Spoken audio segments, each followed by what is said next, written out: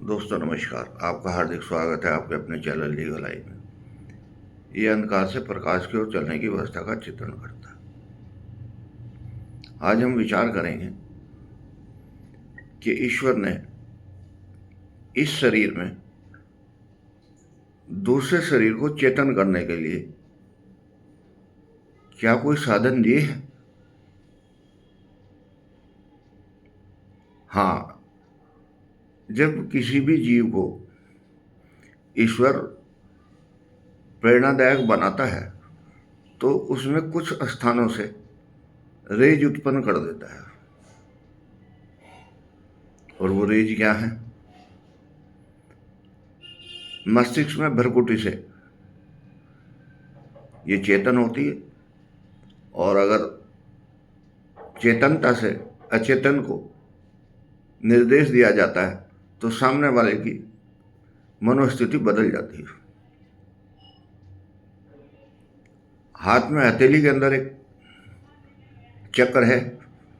जब वो चेतन होता है तो महात्मा लोग आशीर्वाद देते हैं। लेकिन एक और भी चक्र है जो हृदय में समाहित है। जब भी कोई छोटा बच्चा आपके पास आता है, आप प्रेम बस उसको गले से लगा लेते हैं। ये तीनों चक्र ईश्वर ने एक उस आदमी को जो ईश्वर की शरणागत है, ये एक्स्ट्रा पॉइंट दिए हैं। पॉइंट तो सबको दिए हैं लेकिन सबके बंद हैं। चेतनता उनके दिए हैं जो चेतनता के लिए काम कर रहे हैं। चेतनता कहाँ से मिलती है? निरंतर चेतनता ईश्वर से मिलती है। ईश्वर ने अलग अलग पॉइंट बनाए हैं। जैसे सूर्य बना दिया, वो अपने समय पर निकलता है, पूरे ब्रह्मांड में प्रकाश देता है। चांद बना दिया, पूरे ब्रह्मांड में चांदनी देता है। अग्नि बना दी, पूरे ब्रह्मांड को भस्म भी कर सकती है, मेल्ट भी कर सकती है और पदार्थ बदल भी सकती है।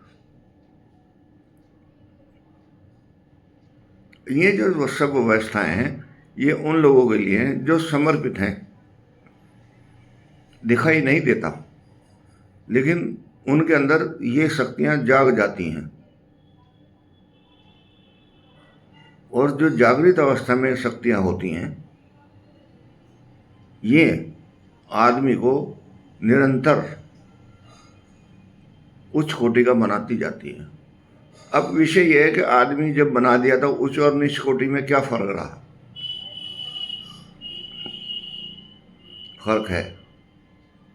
जिसको ये बात समझ में आ गई है कि तुझे देने वाला कोई और है, ताको नीचे नैन, वो समर्पित हो जाता है, वो शेयरिंग में चला जाता है। और जो शेयरिंग से बाहर रहता है वो अहंकार में चला जाता है। अहंकार की कुछ सीमाएं हैं। उस सीमाओं के अंदर जाने के बाद उसका अस्तित्व समाप्त हो जाता है। उसमें जुड़ने की शक्ति खत्म हो जाती है। सिर्फ अहंकार ही अहंकार बचता है। लेकिन जहाँ समर्पण है, वहाँ जुड़ने की शक्ति बढ़ती चली जाती है। दिन दिनों दिन प्रेम पैदा होता चला जाता है। उसके पास बैठने से ही मन की वृत्तियां बदल जाती हैं। हमारे शास्त्रों में सत्संग का ये विशेष महत्व दिया था कि जो आदमी चेतन नहीं था वो भी उस सत्संग में जाकर चेतन हो जाता था, क्योंकि चारों तरफ से वाइब्रेशन जो है दबाव डालती थी। लेकिन अब दिक्कत ये आ गई कि सत्संग सत्संग की तरीके से नहीं रहा। सत्संग का मतलब था ईश्वर के शरण में जाना। अब सत्संग का मतलब है किसी व्यक्तिगत आदमी की शरण में जाना। दोनों में अंतर है। एक की पावर लिमिटेड है, एक की पावर अनलिमिटेड है। जब आप अनलिमिटेड पावर के साथ बैठेंगे तो आपका मूल्यांकन हो जाएगा। कैसे हो जाएगा? कि ईश्वर अपनी गोद में उठा लेगा, आपके सब दुख दूर खत्म करता चला जाएगा। और जब दुख दूर होंगे तो प्रेम ही प्रेम बचेगा। आपको देखना यह है कि आपको प्रेम चाहिए या बाकी वो साधन चाहिए जो दुनिया में फैले पड़े हैं। एक आदमी के पास 10 गाड़ी हैं किसी में भी बैठ के यात्रा कर सकता है, लेकिन प्रेम नहीं हो सकता। लेकिन एक बच्चे के पास बहुत छोटी सी गाड़ी आपने ला के दी और उस गाड़ी को चलाने का प्रयत्न करता है और खुश होकर बताता है कि पापा मैंने गाड़ी चलाई, मैंने अपनी साइकिल चलाई है, आज मैं उससे गिर भी गया था, लेकिन ये आया कहाँ से? ये समर्पण से आया। और जैसे जैसे आप समर्पण करेंगे ऐसे ऐसे आपका जीवन बदलता शुरू हो जाएगा और ये जीवन का बदलाव ही पूर्णता की तरफ लेकर जाता है। ये तो जैसे सरस्वती बह रही है, गंगा बह रही है, यमुना बह रही है, ऐसी धाराएं शरीर के अंदर बह रही हैं। वो आपको पवित्रता की तरफ ले जाने का अथक प्रयत्न कर रही हैं। समझना आपको है कि आप पवित्रता में रहना चाहते हैं या अपवित्रता में। अगर आप पवित्रता में रहना चाहते हैं तो उसका धीरे धीरे मूल्यांकन करें, सुबह शाम पूजा पाठ करें, निश्चित रूप से करें और छोड़ते रहें। जो भी आपको व्याधि नज़र आती है वो सब अपने आप सोल्व कर देगा।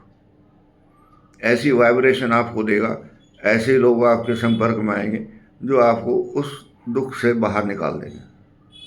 वो दुख नहीं है, वो आपके लिए एक मील का पत्थर है, ये बताने के लिए कि आपने कितना समर्पण किया है। अगर आपने पूर्ण समर्पण किया तो उसका अस्तित्व आते ही धीरे धीरे ख़त्म हो जाएगा।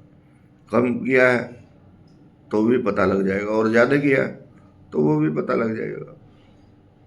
मेरा तो विचार सिर्फ यही है कि मानव धर्म के नाते ईश्वर का सुमिरन करें और सब चीज़ें उसके ऊपर छोड़ के तब सोएं।